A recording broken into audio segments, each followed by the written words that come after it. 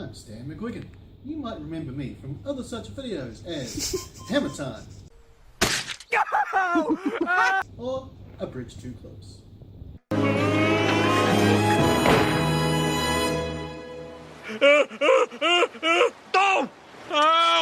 In today's chilling scenario, our patient Homer has been putting his pudgy little fingers in places they really didn't belong. This beautiful free country, it just makes me feel that I'm really a lucky guy. Dad! Your hand is jammed in the toaster! What? Dad! Get it up! Get it up! Get it up! Dad, it's in there again! Ah, no! Ah! It's stuck in my hand! Ah! So today we've arrived at our patient Homer, who's a 70-year-old male. He's had a previous MI approximately 5 years ago. He's been feeling pain in his chest that is different to normal, with palpitations to his neck, and he feels that his heart is jumping out. We've arrived on scene and he looks pale and clammy. We've done a first set of vitals. We've placed on 12 lead, put an IV in his left ACF, and got his SpO2 monitor on. His current heart rate is 170 with BP of 70/40, a rest rate of 18, BSL of 7.6, temperature of 37, SpO2 of 98. And on auscultations we noticed that he has crackling on his right side lung, lower lobe. Due to the status of this patient being status 2, we've called R50 for backup. Looking at our 12 lead here, we've noticed that young Homer has an SVT with a rate of anywhere between 150 and 200. Some of the differentials we need to do is we're looking for things such as hyperkalemia.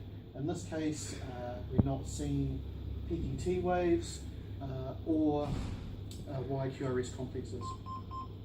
Another thing that we'd be looking to rule out would be such cases as sepsis.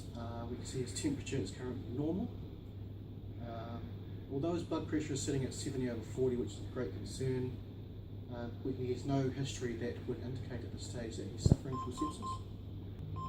In regards to Homer's compromise, we are concerned about his BP, currently sitting at 70/40 as mentioned. His GCS sitting at 13/3, 4 and 6, and we would classify Homer as a status 2 patient. As mentioned, there was crackling in his right lower lobe, so we suspect pulmonary edema, and he's also talked about chest pain. For young Homer here, we've decided that it would be in his best interest to do a cardioversion. Some of the other things that we could consider for Homer here is running fluids. Due to his BP at 70/40, it would be indicated how we are concerned about his pulmonary edema, but there would be nothing wrong in running a 250 ml fluid challenge. We could do other things such as raising the legs and changing the position of the patient. Another consideration for Homer here would be oxygen. We'd probably start with nasal prongs running at 2 to 4 litres per minute. We could consider setting that up later. As we're going to cardiovert young Homer here, we do need to consider analgesia as it can be quite painful. In this scenario we are going to use fentanyl, and we're going to give him 50 micrograms, which is 5 mils. This has been checked, there's 100 micrograms and 10 mils. So we'll prepare Homer for that. So Homer, we're going to cardiovert you. It's going to give you a bit of a shock and it's going to be a bit sore, but you'll feel better afterwards.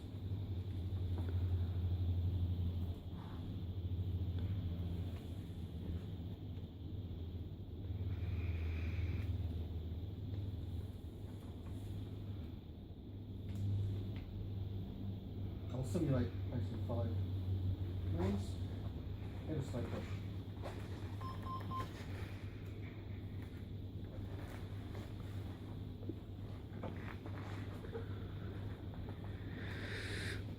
Flushing.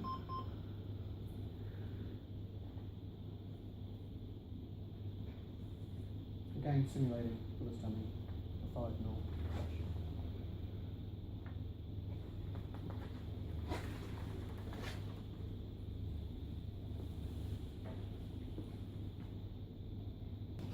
And we've also prepared our resus equipment, including suction, BVM, LMAs, oxygen, and the Thomas holder. Okay, now that we're going to start the cardioversion, we will use our checklist. Now, one of the first things we're going to do is place an Homer into the supine position.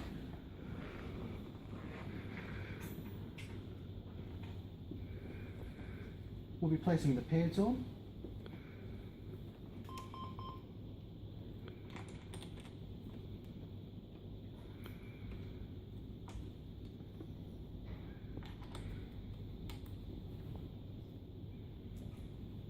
We're ensuring that the defibrillator is in manual mode and that it's at the maximum joule rating, which it is. We're looking for the limb leads with the highest R waves, and as you can see in this case limb lead 2 has the highest R waves.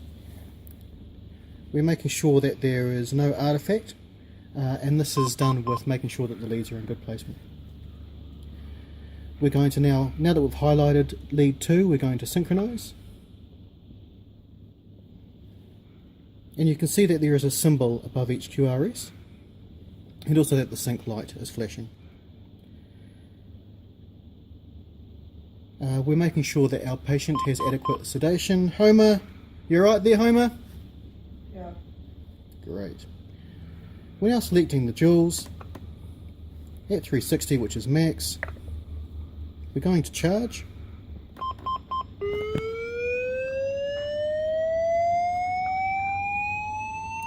Making sure everyone is clear. Stand clear. Now we press and we hold the shock button. Shock has been given. Now we will look for any changes to the rhythm on the 12 lead, and if necessary we can administer a second cardioversion and we would go through the same process.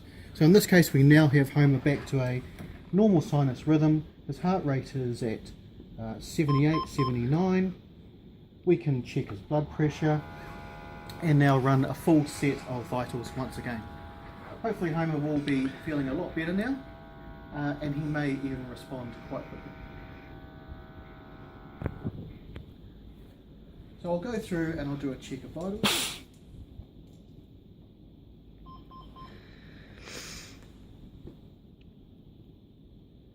Breathe in and out. In and out. Great. So his lungs are sounding much better now. There's still a slight crackle in the right lower lobe. His blood pressure is now 140 on 80. Fast improvement. We'll do the rest of his vitals. SpO2 is looking good. His rest rate is now at 14. We'll feel pulse rate, feeling both strong and regular. And that is cardioversion complete.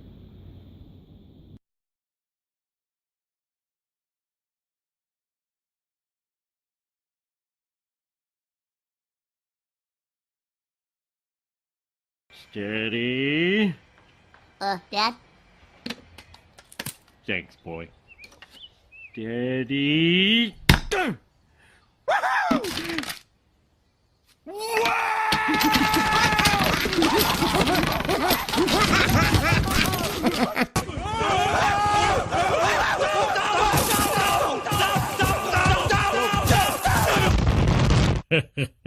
What a week.